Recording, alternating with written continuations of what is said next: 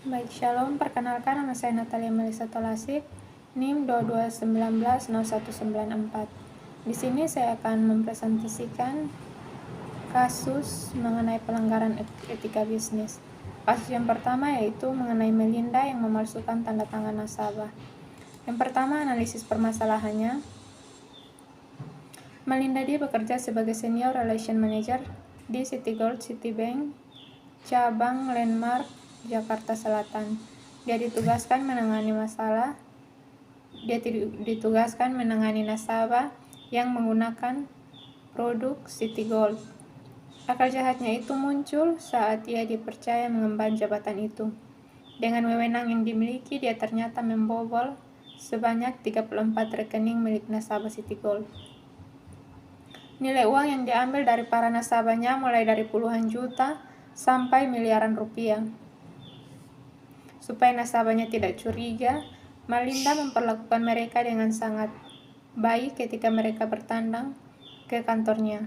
Dengan sikapnya itu, Melinda berhasil menarik perhatian para nasabahnya dan menanamkan rasa percaya.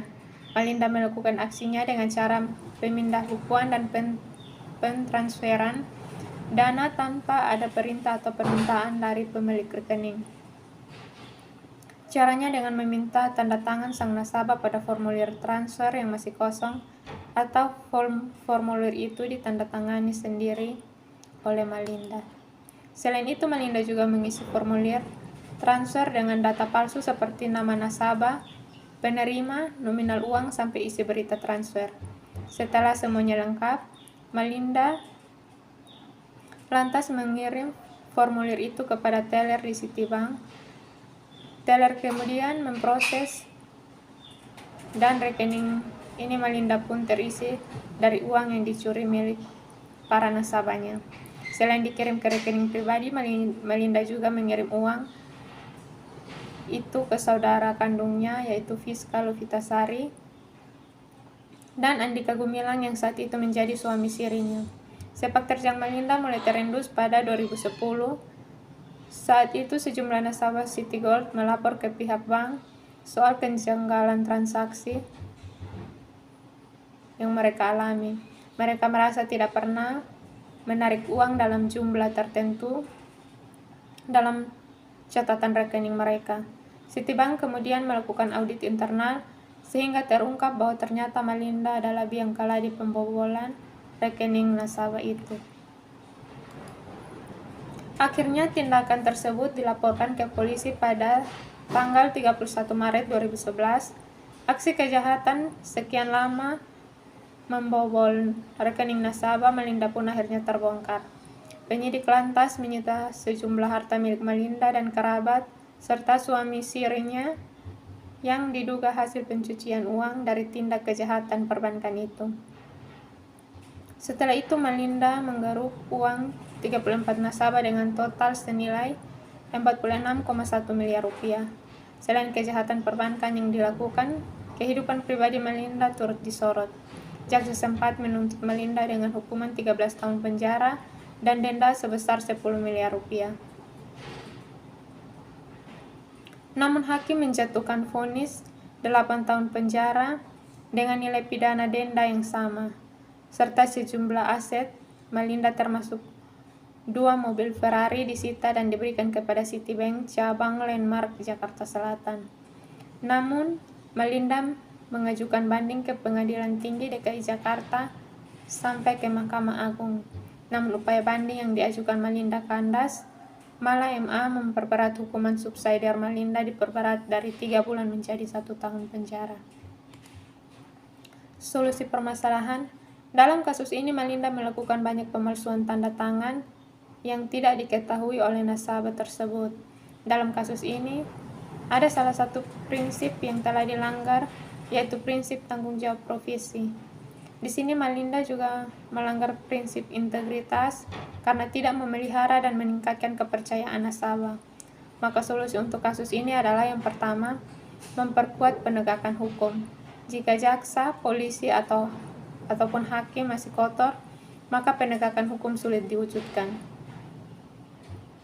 Yang kedua, pengawasan dan koordinasi. Dua hal ini harus terus-menerus diperbaiki karena selama ini dijadikan jalan oleh pihak yang tidak bertanggung jawab. Yang ketiga, memperketat proses perekrutan SDM, tidak hanya dari sisi skill dan knowledge, namun lebih penting dari itu yaitu attitude yang menyangkut kejujuran dan komitmen yang tinggi. Kesimpulannya, kejahatan dan pembobolan bank yang terjadi selama ini dilakukan oleh oknum-oknum yang mengerti dan paham tentang mekanisme transaksi dan teknis jaringan dalam bank yang ditujukan sebagai objek pembobolan. Hal ini memungkinkan adanya pihak terafiliasi atau pihak dalam bank yang turut andil melakukan pembobolan bank.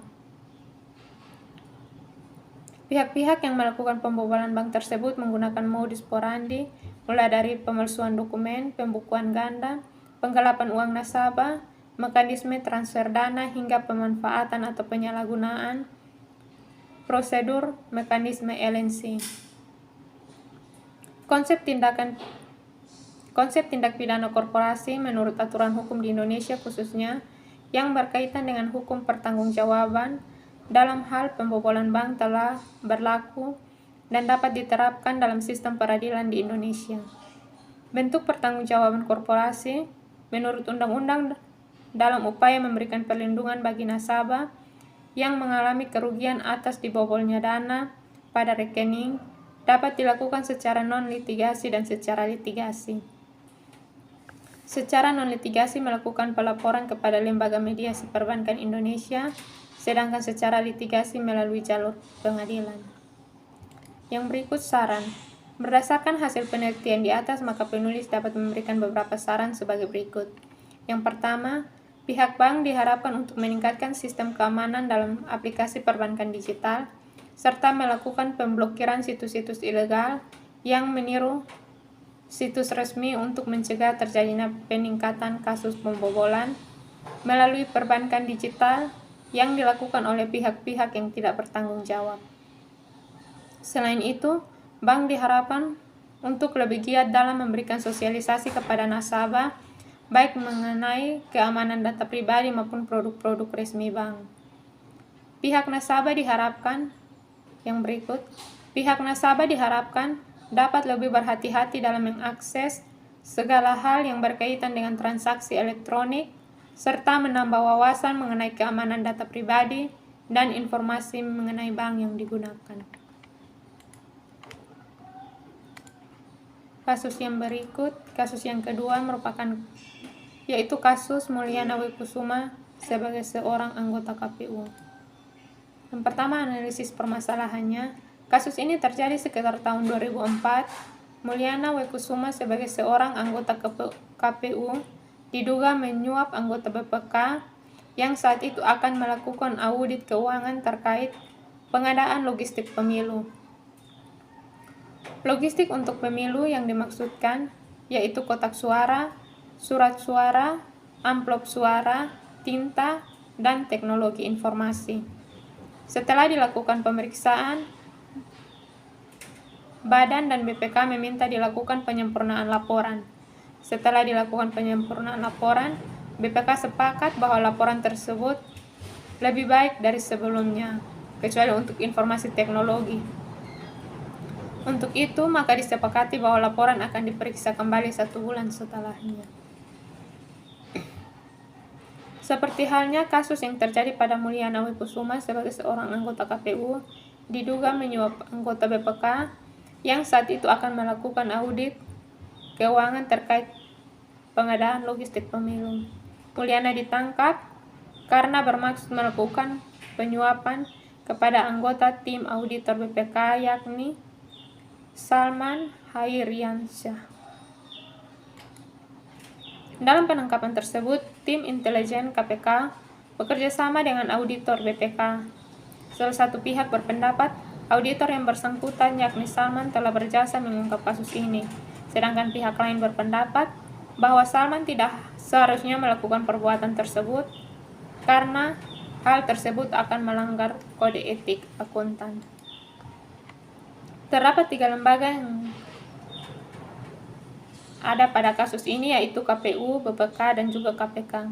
Mulyana Wekusuma adalah seorang anggota KPU yang diduga melakukan suap pada anggota BPK, yakni Salman Hairyansyah, yang saat itu akan melakukan audit keuangan terkait pengadaan logistik pemilu. Menurut kami, lebih baik BPK langsung menolak saja dengan apa yang ditawarkan oleh KPU, yang bertujuan untuk merahasiakan data-data pelaporan keuangan, dan lebih baik KPU untuk merampung laporan keuangannya untuk diperiksa oleh BPK, serta sampaikan apa yang sebenarnya terjadi pada BPK.